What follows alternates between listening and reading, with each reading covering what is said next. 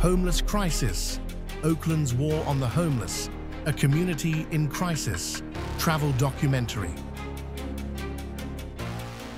The wind carries sirens through a sleeping street. A girl in a coat too thin for the night curls beside a chain-link fence. What happens when a city once known for justice turns its back on its most vulnerable? In Oakland, California, the fight isn't against crime, it's against homelessness. Sidewalks have become shelters. Neon lights flicker over shattered dreams. Because here's the uncomfortable truth. If they can lose everything, so can you. At Romekind, this documentary is built from trusted sources and on-the-ground observation. Our goal isn't to blame any single organization, but to offer a clear, human-centered, and multi-dimensional perspective. As a viewer, you're invited to look deeper, to reflect, to question, and to form your own understanding. Are you ready to face the side of America no one puts on a postcard? Let's begin. Number 1. Oakland and the dream changed. You might have once believed, like so many before you, that in Oakland, hard work would guarantee a roof, a future, and dignity. Maybe you were taught that if you stayed persistent, you'd be safe, sheltered, counted.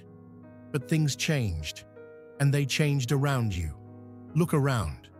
Right now, more than 5,490 people in this city sleep without shelter. That's twice as many as just 6 years ago. And that's only the number they recorded. What if your name didn't make the list? What if you were never counted? Maybe you'd be like Miko, a mother, just 29 years old, trying to raise her toddler in a borrowed RV with no heat. We're still here, she says, still breathing, still hoping. Her daughter sleeps by a cold stove. Outside, the city drives by in silence. This isn't just a statistic. It's a homelessness crisis. It's not rare anymore. It's routine. The kind of reality that waits just one lost paycheck, one rent hike, one eviction away from your door. And then what? According to the Oakland side, over 70% of those living unhoused are people of color, pushed to the edges by high taxes, shrinking affordable housing, and a long history of being overlooked. The gap between where you are and where help ends.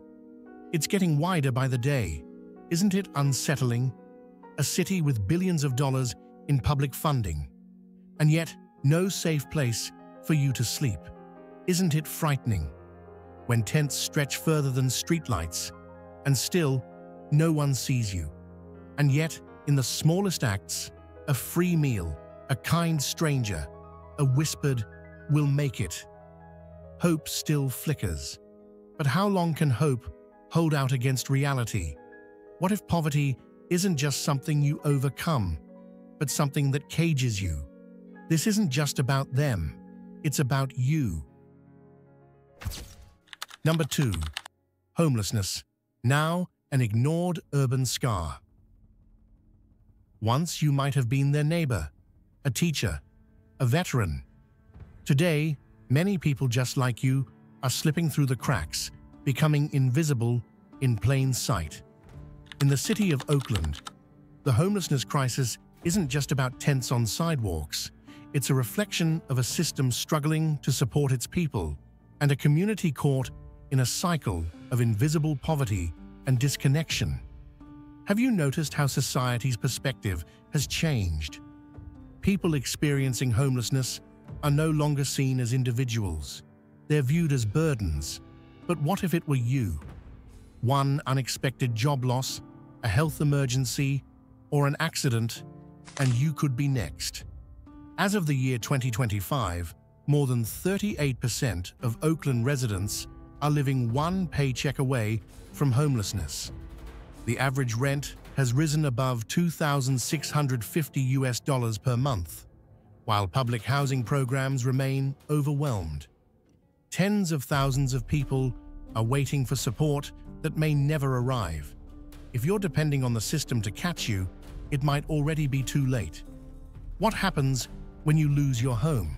You don't just lose a roof. You lose your mailing address, your job prospects, access to healthcare, even your right to vote or file taxes. You disappear from official data, but you're still very real, sleeping near a post office, in a Walmart parking lot, or on a bench in the park. This isn't just someone else's story. It's a mirror. It's a wake-up call. And Oakland, like many cities across America, is standing at a breaking point. So ask yourself, if everything you've worked for could disappear overnight, what kind of safety net do you really have? Comment below. Have you seen this crisis unfolding in your own neighborhood? Number 3. Tax burdens and the cost of urban imbalance. They say California is a place of dreams, but for you, that dream might now feel like it's quietly crumbling, especially if you're part of the middle class or someone from the new generation trying to carve out a future here in Oakland. Over the past few years, you've watched your property taxes, sales taxes, and income taxes climb higher. You pay more at the gas station, more at the grocery store, and far more just to keep your home. And your wages, they haven't kept up. You stretch every paycheck only to fall further behind. I do everything right and still can't breathe, you might say, just like Jordan, a 34-year-old teacher whose rent swallows over 70% of her income. This is the weight of inequality, and you feel it every day. If you're part of the working poor, the numbers simply don't work anymore. After taxes, there's not enough left for rent, for healthcare, or even for your kids' school supplies. Every choice starts to feel like a sacrifice. Maybe you've skipped the dentist so your child could have a new pair of shoes. Maybe you're deciding between groceries and a utility bill. Again. And it doesn't stop there. If you're retired, living alone, or managing a disability, the trade-offs get even harder. Maybe it's a question of paying your car tax or buying your medication. These aren't rare dilemmas anymore. They're part of your routine. The pressure builds, slow but relentless, pushing you closer to the edge. And here's the bitter truth. California brings in more tax revenue than any other state in the nation, and yet it's also the state with the worst homelessness crisis. How does that make sense? It's a system that takes so much from you, but offers so little back when it counts. A system that weighs you down instead of lifting you up. Number 4. The silence of community. They used to say compassion was a cornerstone of American life. But for you, here in parts of Oakland, it feels like that compassion is being quietly replaced by something colder. Silence. In May of the year 2025, a national survey from End Homelessness found that 78% of Americans are deeply concerned about housing. 79% say they care about their neighbors. But strangely, there is no data showing how many people actually pause and look, really look, at someone sleeping on the sidewalk. Would you? That absence speaks volumes. Maybe you've seen it. A child quietly asking for bread, not with drama, just hunger. No one turns.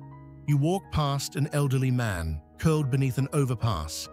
He doesn't startle you anymore. He's not an emergency. He's just there. Background noise. What once shocked you now simply blends in. This is what they now call the new normal. Homelessness doesn't seem like a rare exception anymore. It's becoming part of the design. Not a crack in the system, but the system itself. And somehow, the city builds around it. Like those lives unraveling at the edge don't matter at all. But deep down, you know this isn't just neglect. This is betrayal. You played by the rules, you paid your taxes, you trusted the system, and when you needed it, when life hit hard, that system turned its back. I paid into the promise, says Marcus, a construction foreman who lost his job. But when I fell, the promise never caught me. And now, the silence grows louder. If a place like Oakland, once known for its grit, for its working-class pride, can fall this far, what about the cities still hiding their cracks behind glass? Is your city next? If you believe this silence can knock on anyone's door, including yours, comment, "I won't wait." One voice becomes many. Number 5. The iconic story crushed by commercial development. You didn't see it fall apart all at once. Maybe you passed by Wood Street once, without knowing you were looking at the largest homeless camp in Northern California. It wasn't just a cluster of tents. It was a society, fragile but real. Nearly 200 lives were lived there. People like you, finding purpose in scraps, building shelter from what others threw away. When the world pulled back, they pulled together, and in their struggle, they reminded you, poverty is not laziness, it's survival with no margin for error. Then came the fire, just one spark, maybe from a heater, maybe from a makeshift stove. Suddenly, the city acted. You heard the news. We can't just let people continue to die on the sidewalks, Council Member Carol Fife urged. She called for permanent housing, not destruction. But bulldozers arrived first, and what they removed wasn't danger, it was people. Now, where life once clung to hope, there's dust, smoke, and a silence that accuses. You can still smell the betrayal in the air. A place where humans once dared to live became a blank slate for development. Because of high taxes, zoning plans, profit margins. You've heard businesses say, it had to be done. But even they admit, the problem isn't solved. You know they're right. Since 2021, over 500 camps like this have been cleared across Oakland, yet more than 1,500 people remain unhoused. It's not a solution, it's a shuffle. And if you listened closely, you'd hear John Janosko, a man who once lived there, whisper, all this stuff, these people, this love, it took time. It was a community, and it was erased. This is the homelessness crisis, not a headline, not someone else's issue. It asks you, what do we value? Development or dignity? So, what will you do? Turn the page or change the story? When the bulldozers leave and silence takes hold, what rises in place of what was lost? In Oakland, the answer isn't hope, it's repetition. Number 6. The endless loop. Tents grow after each erase. Now ask yourself, how many times have you passed by a row of tents and looked away? In the noise of daily routine, have you noticed how quickly a cleared sidewalk becomes a new shelter again? Maybe you've seen the headlines, encampment cleared, streets restored, but have you paused to consider what was lost in the process? If you live in Oakland, your taxes are high, but have you ever asked where that money goes when homelessness crisis only deepens? Every sweep may seem like a reset, but it's not. What you're witnessing isn't the erasure of a problem. It's the removal of people, memory, identity. You might believe these actions bring order, but look again. The camps return, the trauma lingers, and the city you call home becomes quieter, more divided. Behind every tarp is a life disrupted, perhaps permanently. When policy is designed without empathy, it doesn't matter how well it's funded, it fails. And as you walk past the same corner weeks later and find the same faces, displaced yet again, you must ask, are we solving homelessness or just making it invisible? There is no distance between them and you in a shared city. The question is no longer, what are they doing to fix it? But what are you willing to see, to feel, to act on? We are not eliminating hunger. We are only eliminating human traces. Leave a comment, indifferent, describing your feelings after watching this content.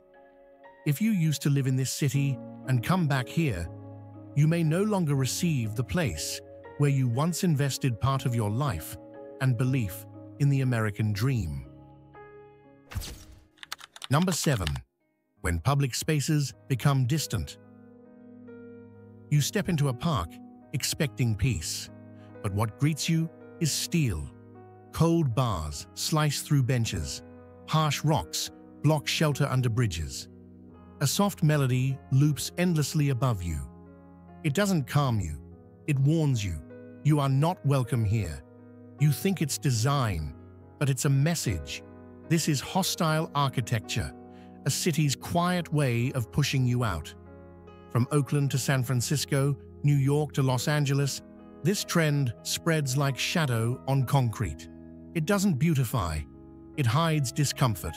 And its targets, they're part of the deepening housing challenge. In early 2025, researchers found that over 60% of public seating in California's major cities now blocks reclining or rest. Benches aren't benches, they're barriers. What once kept birds away now pushes humans out of sight. And when Jennifer Gould, a public design director, said, "If you see hostile architecture, you're already failing your people," she wasn't speaking in metaphor. She was describing your world. In Oakland, speakers play symphonies all night, not for beauty, but to break sleep. You hear music, but for someone else, it's an invisible eviction. A public space that quietly says, "You don't belong." Why is this accepted? Because cities fear visible economic hardship more than violence. Because the reflection of need unsettles comfort. You look at spikes, not shelters, at control, not compassion. What do these designs really say about us? That we fund obstruction over solution, that we build barriers before bridges. In a time of rising tax pressures, we design cities to look clean, even if it costs lives. But what if one day it's you? The answer isn't welded in steel. It lives in how you choose to see, in who you choose to stand with. Number 8. Clearing without solving. East 12th Street, near Fruitvale Avenue, that's where it began. What looked like a local sweep quickly became something more, a symbol, not of progress, but of removal. Over 500 people were forced to leave. Their homes were tents, tarps, and hand-built kitchens. Bulldozers crushed it all.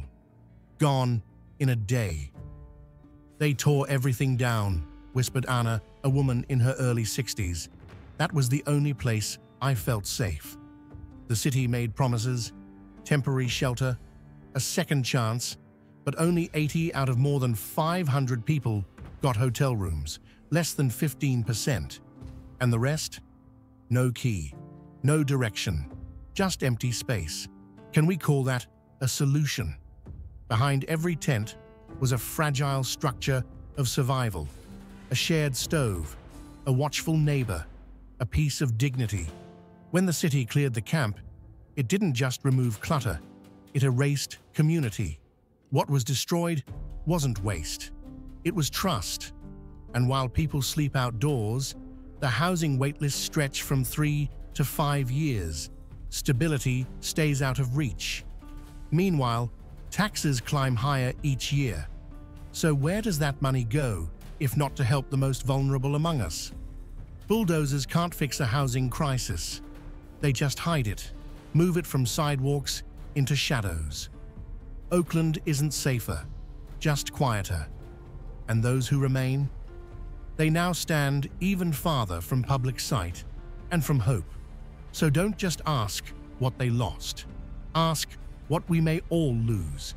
If the next clearance wasn't a tent, but your front door, what then? Let that question stay with you. Number 9. A humanitarian ban in the heart of the city. You didn't expect this. You came with compassion, perhaps just a sandwich or a warm bowl for someone sitting alone. But in Oakland, that simple act can place you at odds with local policy. Where kindness once brought people together, now it's quietly being restrained. The explanation you're given sounds practical. Unregulated food sharing causes sanitation concerns, they say. Crowding, quality control, public health. But the deeper question won't leave your mind. If your city can't meet every need, why discourage those who try? You've held a loaf of bread before, maybe today. To you, it's just food. But for someone living through the cold with nothing, that bread becomes a lifeline. No 10-year housing plan feels urgent when hunger strikes in the next hour. And now, you face something unfamiliar. Hesitation. Could helping expose you to a fine, to being stopped?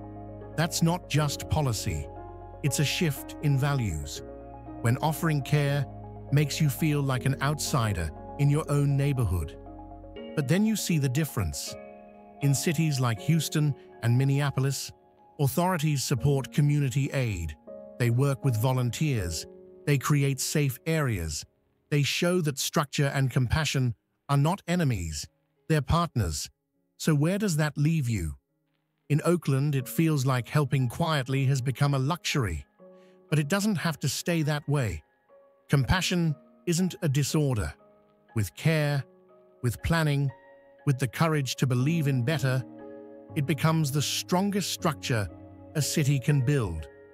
Maybe the real question is, should kindness ever require permission? Number 10. The problem of homelessness has been marketized. What if the system isn't broken, but operating exactly as expected? That may sound sobering, but what unfolds in Oakland reflects a pattern. Well-organized structures, multi-tiered funding, and yet little to show in the way of real housing. As you drive through the city, you notice tents lining the underpasses, carts filled with belongings, and vacant eyes that once belonged to house lives. According to the California State Auditor's 2024, California has invested more than $24 billion over 5 years in efforts to address this. Oakland alone received nearly $70 million. Still, the homelessness crisis worsens. It's a question that unsettles you. How can we pour so much into a cause and still fall so short? Inside the framework, there are administrative loops, forms, funding cycles, pilot programs, strategic meetings, and still, people wait. Shelter beds fill. Promises stall. Many reports estimate that administrative costs can consume up to 100% of project budgets in early phases, leaving too little for direct housing assistance. Housing analyst Clayton Page Alden, reflecting on California's challenges, observed, "The high rate of homelessness is due to a lack of housing, rather than to issues like substance use or even poverty." His insight shifts the blame from individuals to systems, a critical, evidence-based perspective.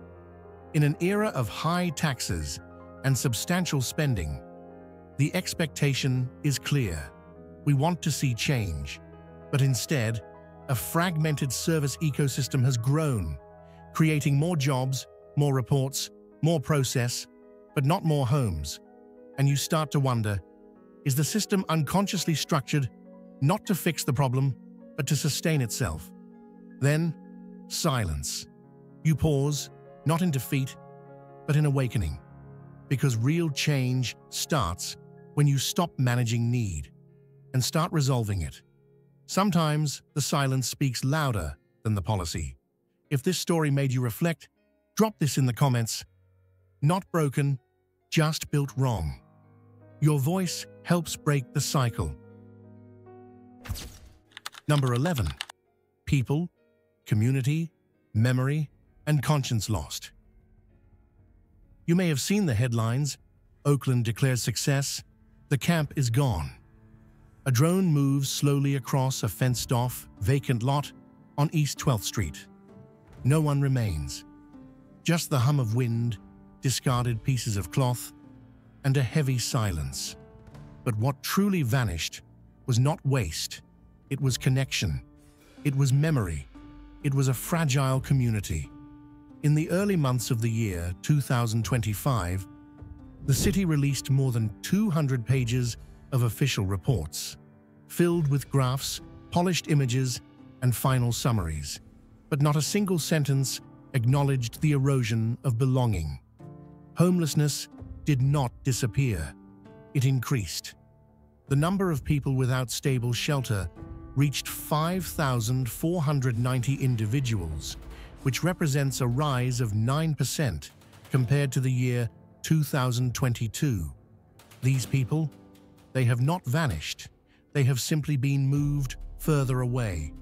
Away from the sidewalks you walk, away from the crosswalks you pass, away from view, but not away from need.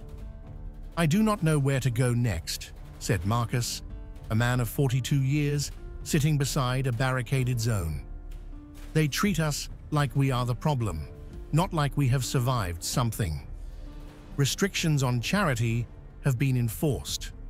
Blanket drives have been shut down. Community food tables have disappeared. With every closure, compassion thins out. You are not turning away because you do not care. You are turning away because your care has been stretched for too long, for too far. And then one day, suffering becomes background noise. A woman lying curled beside a red fire hydrant no longer causes anyone to stop. A child holding a torn cardboard sign becomes part of the street's scenery. And when hardship becomes part of the city's everyday texture, what else will begin to fade without anyone noticing? This is not a resolution. It is not justice. It is a slow removal of those who have long been overlooked. And that leaves you with one final question. If the peace of a city relies on removing its most vulnerable, not including them, what kind of peace are we really preserving? Let us know in 1 to 3 words what this reflection brings to mind. So after all the numbers, all the clearances, and all the unanswered questions, what remains? Not just policy, but memory. Not just loss, but a reckoning. Oakland isn't a city without money. It's a mirror of mismanaged systems. If a well-funded city still fails its most vulnerable, what does that say about the next?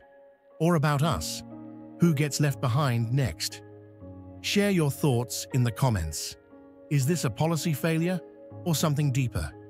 If this story moved you, please like, share, and subscribe to Roam Kind. Don't forget to turn on to stay updated, based on public reports and real stories. Our goal is awareness, not blame. Let's think, talk, and act together.